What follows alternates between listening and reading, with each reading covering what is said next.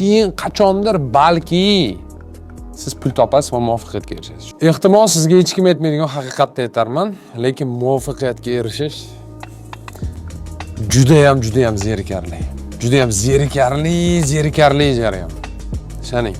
Agar eslab qolish bo'yicha rekord o'rnataman siz yoki jahon chempioni bo'laman siz, yillar mobaynida har kun ozonda turib, soatlab bir xil narsani qilishingiz kerak. Hech qanaqa ko'rishuvlar, kimdir bilan uchrashuvlar, choyxonada o'tirishlar, hokazo.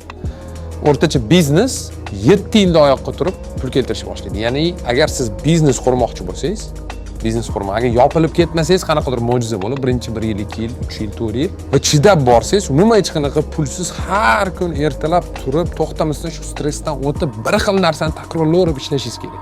Keyin qachondir balki siz pul topasiz va muvaffaqiyatga erishasiz. Shuning uchun bilib olingki, muvaffaqiyatga erishish o'zi zerikarli va bu narsadan qanaqadir fantastik tuyg'ular kutmang.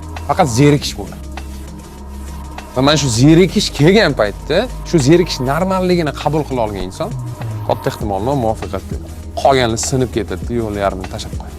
Sog' bo'ling, omon bo'ling, men rivojlanaman. Paka.